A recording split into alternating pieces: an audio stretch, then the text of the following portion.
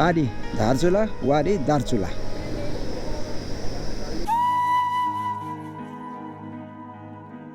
बाटो छ, बाटोमा गाडी छैन।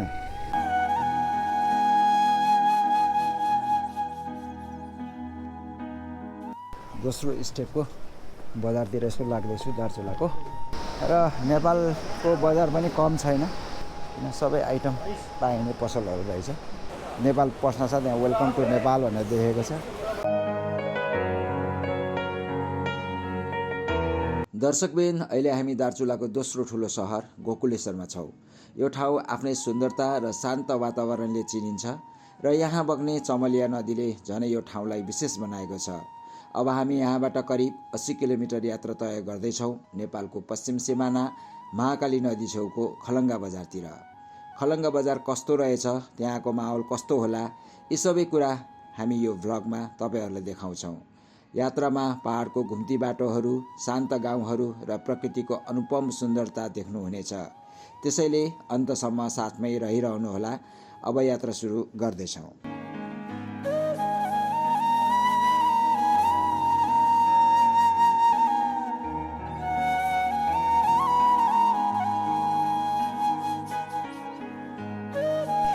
गोकुलेश्वर बजारबाट हामी अगाडि बढ्दाखेरि थोरै अगाडि हामीले दुईटा बाटो देख्नेछौँ र यतातिर दायाँतिरको बाटो हो लटीनाथ मकरीघाट जाने र हामी देब्रेतिरको बाटोबाट दार्चुला खलङ्गा जाने बाटो।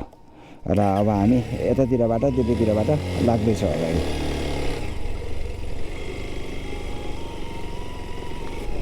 ओहो ल है 9:15 बजे हिँड्नेछौँ हामीले बिहानको। अब कतिखेर पुग्छौँ हेरौँ। अब पहाडको बाटो अलिकति समय लाग्न सक्छ। गोकुलेश्वरबाट यात्रा अघि बढाउँदै गर्दा जब हामी लटीनाथ जाने बाटोलाई छोडेर खलङ्गातर्फ मोडिन्छौँ, बाटो बिस्तारै उकालो लाग्न थाल्छ। माथि चढ्दै जाँदा तलतिर फैलिएको चमेलिया नदीको निलो धारा, गोकुलेश्वर बजारको रमाइलो दृश्य र वरिपरि फैलिएका हरियाली पहाडहरूले मनै लोभ्याउँछन्। प्रकृतिको त्यो अद्भुत संयोजनले यात्रालाई अझै रमणीय बनाइदिन्छ।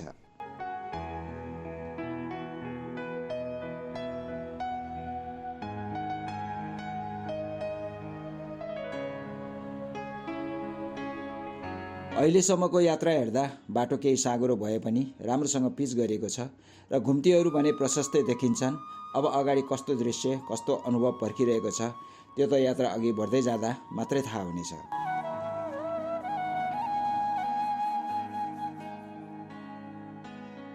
घुम्ती घुम्ती काट्दै डाँडालाई फनक्कै घुमेर हामी अहिले यही माथि आइपुगेका छौँ। हेरौँ त यहाँबाट देखिने दृश्य कति मनमोहक छ। कतै सल्लाका हरिया बोटहरू, कतै नाङ्गो डाँडा पाटनझैँ फैलिएका छन्।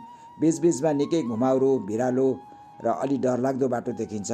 त्यसैले सुरक्षाको लागि भिरतिर रेलिङ पनि राखिएको छ, जसले यात्रालाई अझ सुरक्षित बनाएको छ।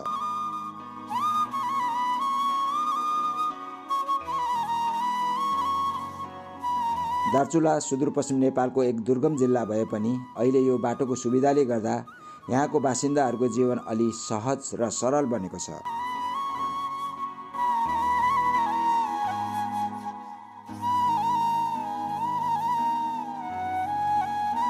अहिले हामीले देखेको ठाउँको नाम बगौडा रहेछ। लामो दूरीको यात्रा पार गरेपछि यहाँ सानो सानो घरहरू र केही पसलहरू भएको सानो बजार देखियो, जहाँ एउटा दुईटा होटल पनि नजर परे।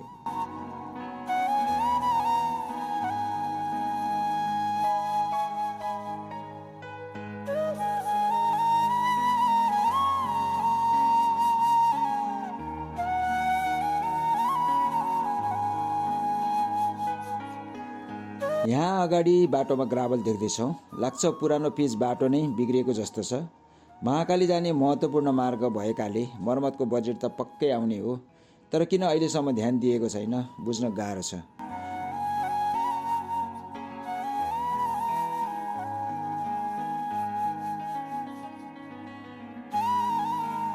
अगाडि देखिएको प्रवेशद्वार मालिका अर्जुन दार्चुलाको प्रसिद्ध मन्दिरको रहेछ र यो सानो बजारको नाम चाहिँ भमस्वर बजार रहेछ।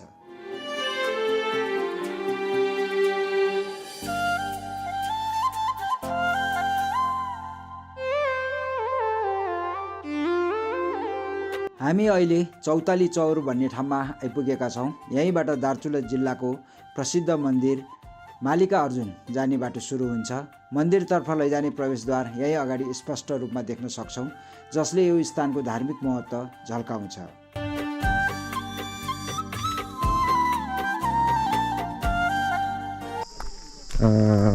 यात्रा गर्दै एकछिन झर्दै अब यताको डाँडा काँडा वरिपरिको हेर्दै हिँड्न धेरै मजा लाग्नेछ।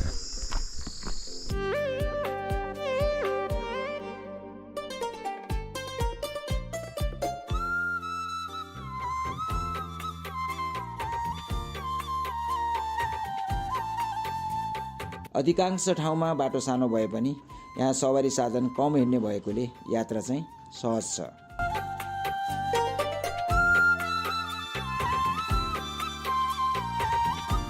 ठाउँमा बाटो पहिरोले बिग्रिएको देखियो, तर पानी नपरेको कारण यात्रा धेरै अप्ठ्यारो भएन।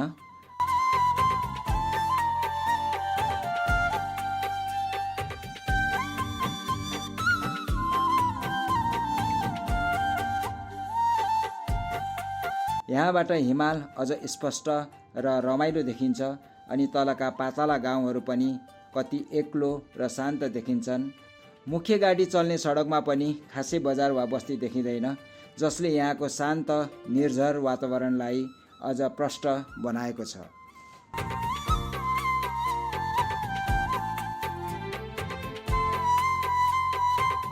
यो ठाउँको नाम बस्ती चाहिँ होइन है, कस्ती रहेछ। जे होस्, यहाँ घरहरू बाक्लै छन्, केही पसल पनि देखिन्छन् अनि समथर जमिन छ, खेतबारी पनि फैलिएको छ र केही ठुला फाँटहरू पनि देखियो।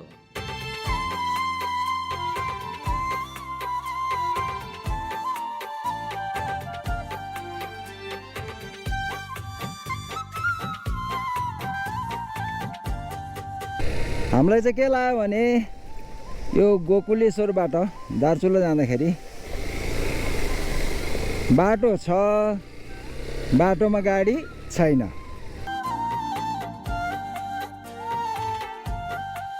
महाकाली नगरपालिकामा यहाँहरूलाई हार्दिक स्वागत छ भनेर चाहिँ लेखिएको छ।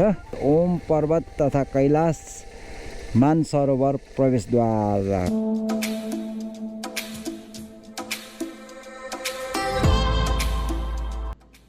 हामीलाई महाकाली नदी कहिले देख्न पाइएला भन्ने उत्सुकता थियो र अन्ततः त्यो क्षण आयो। खलङ्गा बजार पुग्न करिब 20 किलोमिटर अगाडिबाटै हाम्रो देशको पश्चिम सिमानामा बग्ने महाकाली नदीको सुन्दर दृश्य देख्न थाल्यौँ।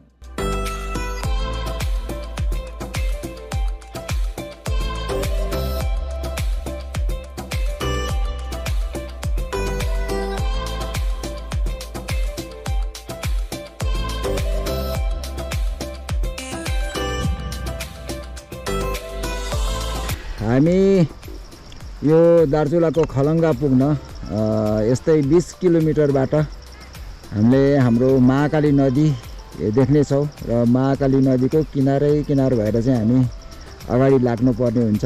र अहिले हामी नेपाल साइडमा छौँ। पारी देखिएको नेपालको जस्तै घरहरू देखिएको छ होइन।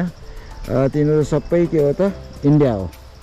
र यहाँनिर चाहिँ के छ, यहाँ तल खाल्टामा महाकाली नदी छ र उता चाहिँ इन्डियामा हेर्नु कति मजाको बाटो चाहिँ हल्का बाटोहरू पनि देखेका छौँ।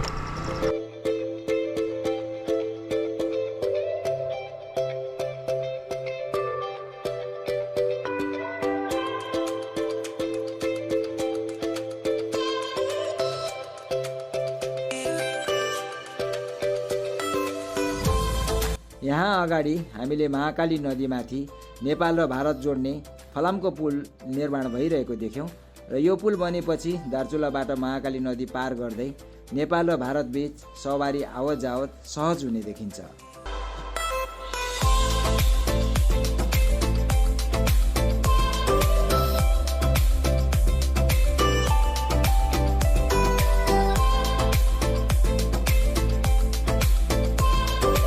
हामी टाढेबाट खलङ्गा बस पार्क निहालिरहेका छौँ। महाकाली नदीको छेउमा भए पनि यो खासै व्यवस्थित भन्ने देखिएन। अगाडि हेर्दा दुईवटा बाटो छुट्टिएको प्रष्टै देखिन्छ। माथिल्लो र तल्लो। हामी भने अहिले तल्लो बाटो रोज्दै यात्रालाई अगाडि बढाउन लागिरहेका छौँ।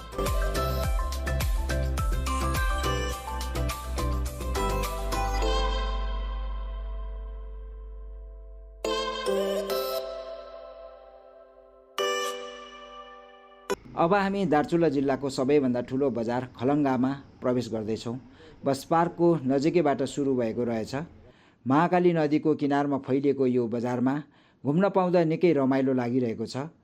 यो देखिरहेको बजार पुरानो जस्तै छ, किनकि यहाँका केही घरहरू अझै पुरानै देखिन्छन्, जसले बजारलाई छुट्टै पहिचान दिएको छ। अहिले हामी यात्रा गरिरहेको बाटोमा सरकारी तथा निजी विद्यालयहरू, दार्चुला बहुमुखी क्याम्पस, पशु अस्पताल, प्रहरी कार्यालय, कारागार, नेपाल टेलिकम जस्ता महत्त्वपूर्ण संरचनाहरू एकै ठाउँमा देख्न पाइयो। यसले यो क्षेत्र प्रशासनिक र शैक्षिक हिसाबले पनि निकै महत्त्वपूर्ण रहेको आभास गराउँछ।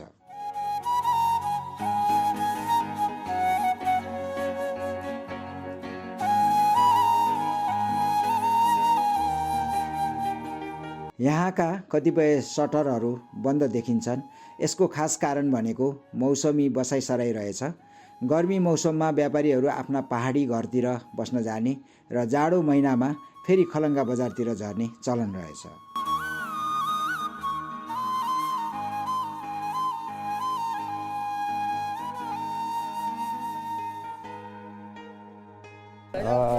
हामी यो दार्चुला बजारमा चाहिँ हिँडिरहेका छौँ। यो महाकाली नगरपालिका 4 टिकरखेडा रहेछ है।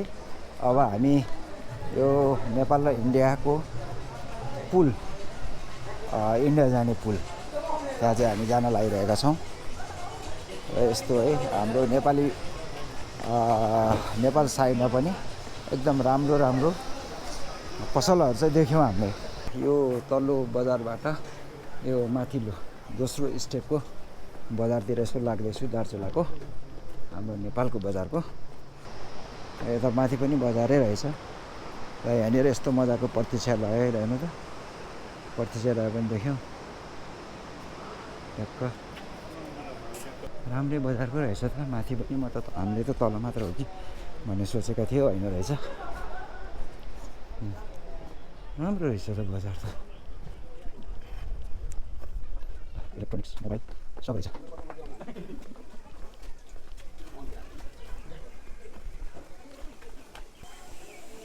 माथि पनि रहेछ बजार त।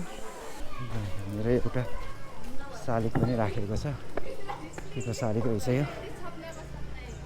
श्री प्रेमसिंह धामी स्मृति प्रतिष्ठान दार्चुला। यो स्वर्गीय प्रेमसिंह धामीको चाहिँ शालिग रहेछ। राउन्ड मारेर अगाडि जाँदैछु र यहाँनिर दार्चुलाको जिल्ला अदालत खलङ्गा।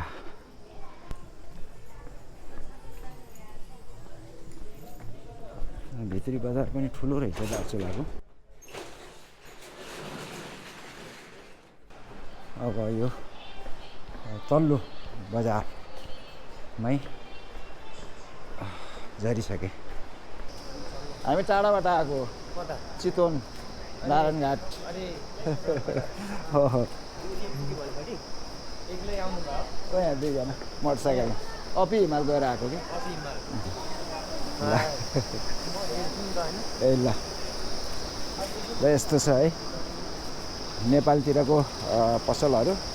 गजब छ, एकदम बाक्लो चाहिँ छ। मजा लाग्यो। जस नेपालतिर पनि यत्तिका हाम्रो बोर्डर साइडमा पनि यत्तिका पसलहरू हुँदाखेरि है, पारी हामीले दार्चुला बजार देखिरहेका छौँ है। र नेपालको बजार पनि कम छैन, एकदम राम्रो राम्रो फ्यान्सी पसलहरू, सबै आइटम पाइने पसलहरू रहेछ। सुन पसलहरू, फ्यान्सी पसलहरू सब रहेको छ।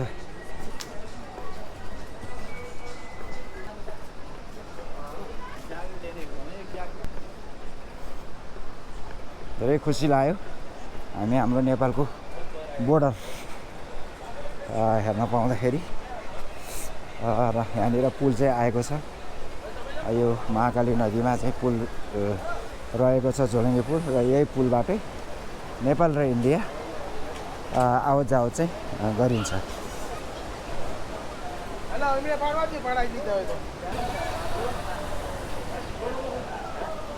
यहाँनिर ठ्याक्क पुलबाट बाहिर आउन साथ नेपाल पस्न साथ यहाँ वेलकम टु नेपाल भनेर देखेको छ र नेपालको विभिन्न प्रख्यात ठाउँहरू मन्दिरहरू स्वयम्भूनाथ होइन नमो बुद्ध काभ्रे खप्तड नेसनल पार्क र सबै त्यसै यहाँ मेन ठाउँहरूको चाहिँ चित्रहरू चाहिँ राखिएको छ।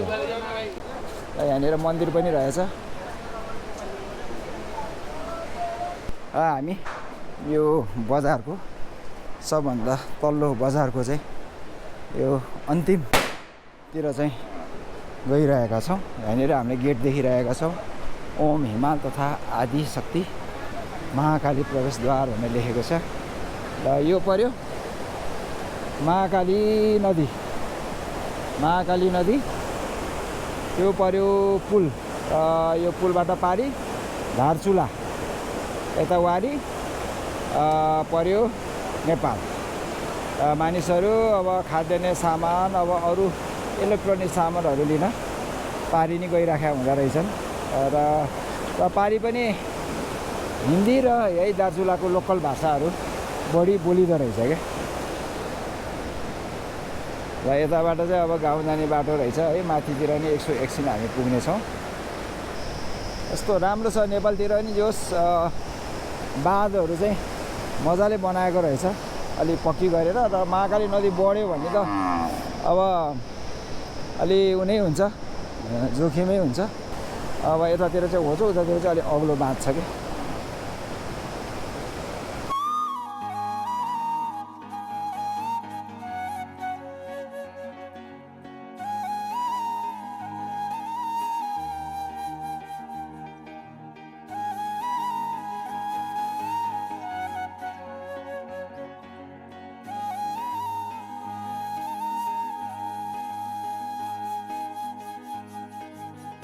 दार्चुला बजारको इन्डिङतिर चाहिँ आएर यो महाकाली नदीको छेउ मोटरसाइकलमा यात्रा गरेर अलि अगाडितिर चाहिँ जान लागिरहेका छौँ। अब यो चाहिँ अगाडि उता गाउँतिर जाने बाटो रहेछ दार्चुलाको।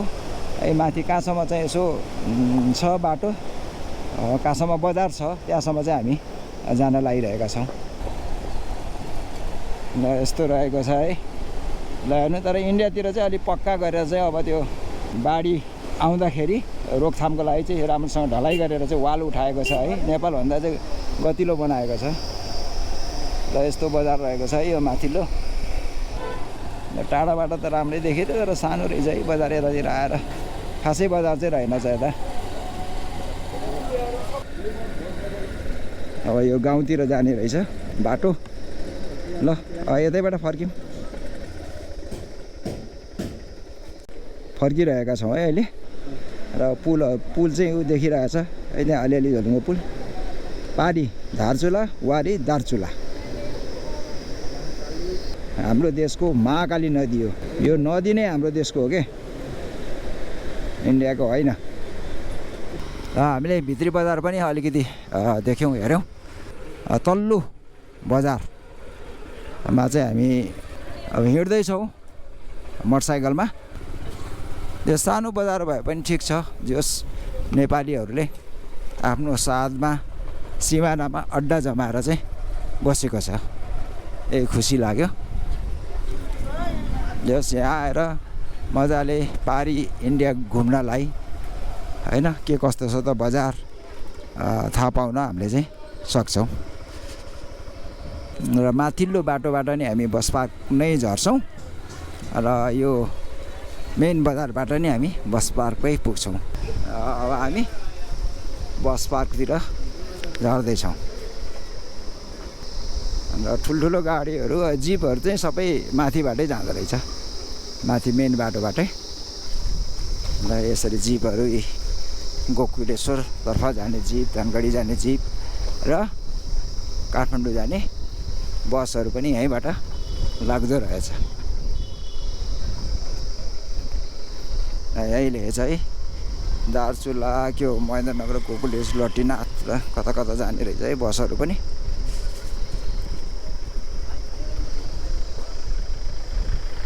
बस पार्क चाहिँ यस्तो छ, अलिक व्यवस्थित गरिएको चाहिँ छैन र व्यवस्थित गर्नुपर्ने हो। र एकचोटि फेरि माथि गएर हामी फर्किन्छौँ है। अहिलेको बाटोसम्म पुगौँ, फर्किरहेका छौँ है अहिले। र यो माथिल्लो मेन बाटो हो यो दार्चुला बजारको, र बिच भागमा नि बजार त रहेको छ छन त, चलेको बजार चाहिँ अलिक तल्लै रहेछ। यो महाकाली नदीको छेउछेउकै बजार रहेछ र माथि पनि रहेछ बजार त ठुलै रहेछ, अलिक चहल पहल रहेनछ। बस पार्क चाहिँ अलि भएन यो खलङ्गाको, र यहाँको नगरपालिकाले विचार पुर्याउनु पर्यो, एकदम राम्रो बस पार्क बनाउन पर्यो। र अहिले हामी अब खलङ्गालाई छोडेर अब हामी गोकुलेश्वरतर्फ लागिरहेका छौँ।